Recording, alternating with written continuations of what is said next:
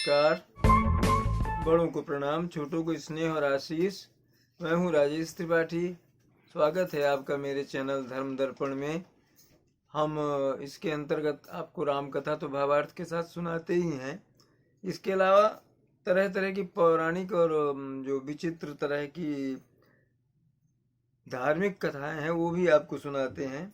आज का प्रसंग ये है कि जब एक कुत्ता जो है वो न्याय मांगने भगवान राम के दरबार में पहुंचा तो क्या हुआ, उस कथा को हम आपको बताते हैं।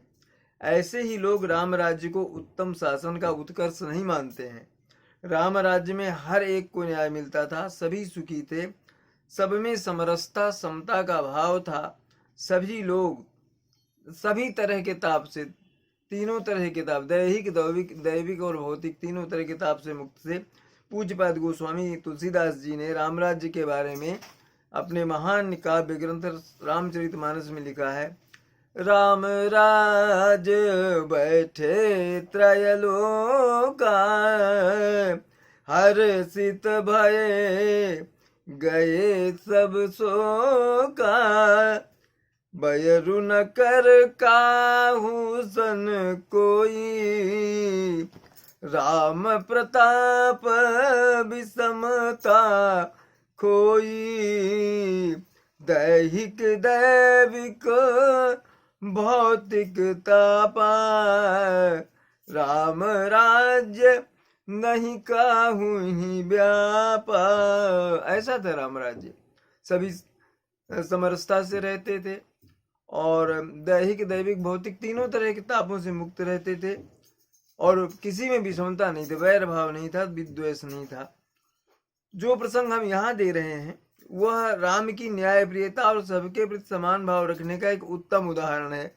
मर्यादा पुरुषोत्तम श्री राम के साम्राज्य में कोई भी व्यक्ति प्राणी जीव आदि को कोई बीमारी नहीं रही और सबके प्रति श्री राम के सौम्यतापूर्ण व्यवहार के कारण प्रजा समस्याग्रस्त नहीं थी। कोई तरह की समस्या वहां राम राज्य में नहीं थी।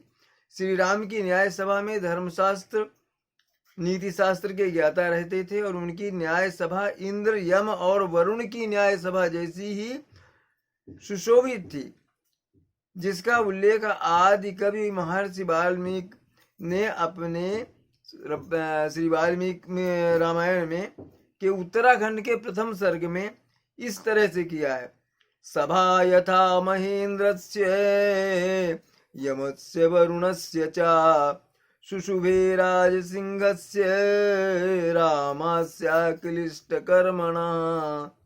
एक दिन क्या होता है कि राम राज्यसभा में मामलों का निपटारा कर रहे थे।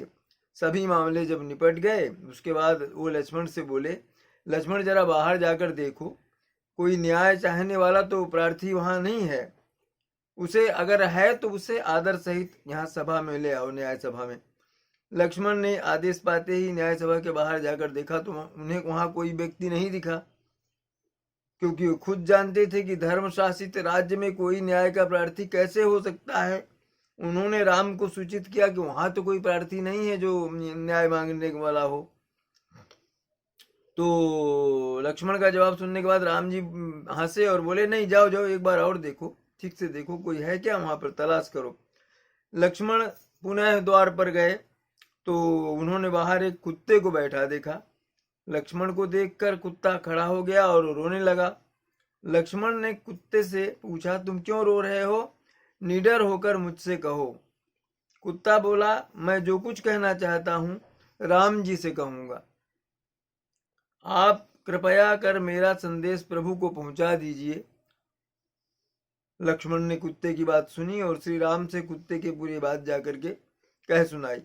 श्री राम ने अपनी राज्यसभा में कुत्ते को बुलाया और उसको ये आज्ञा दी कि तुम बताओ, तुम अपना कष्ट बताओ।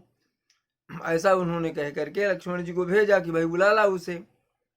तो लक्ष्मण कुत्ते के पास पहुंचे, प्रभु के सामने अपनी बात कहने की उन्होंने कहा कि चलो तुम प्रभु के सामने बोलो, तुम्हें क्या कष्ट है।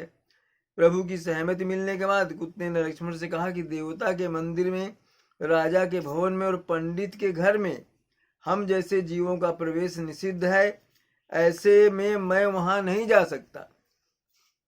राम साक्षात शरीरधारी धर्म हैं, वह सत्यवादी हैं, रण में दक्ष और समस्त प्राणियों के हित में तत्पर हैं। इसलिए लक्ष्मण जी, आप प्रजापालक श्री राम को कह दीजिए कि उनकी आज्ञा के बिना मैं उनके न्याय मंदिर में प्रवेश नहीं करना चाहता हूँ।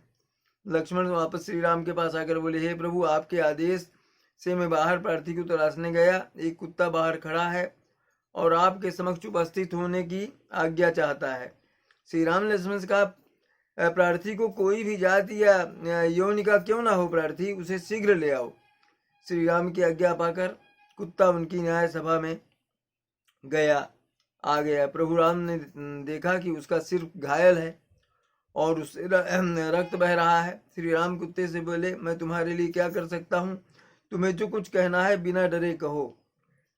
कुत्ता प्रभु राम से बोला कि अज्ञानता बस मैंने कोई चूक की हो तो मैं उसके लिए आपसे क्षमा चाहता हूँ।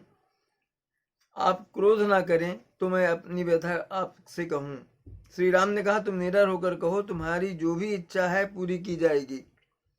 कुत्ते ने भगवान श्री राम की न्याय सभा में अपनी व्यथा कथा कहानी जो है वो शुरू की और कहा कि मैं एक भिक्षुक ब्राह्मण के घर में रहता हूँ।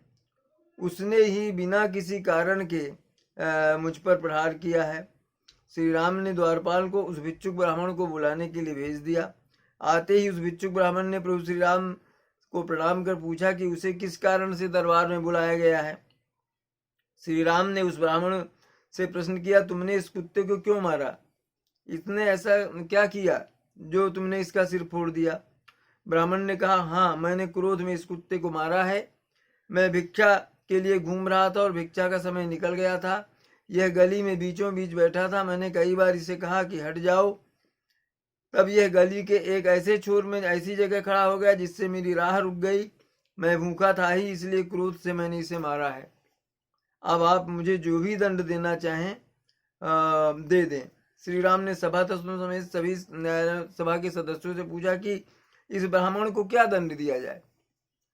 सभी ने कहा कि शास्त्रों के अनुसार दंड द्वारा ब्राह्मण अबाध्य है।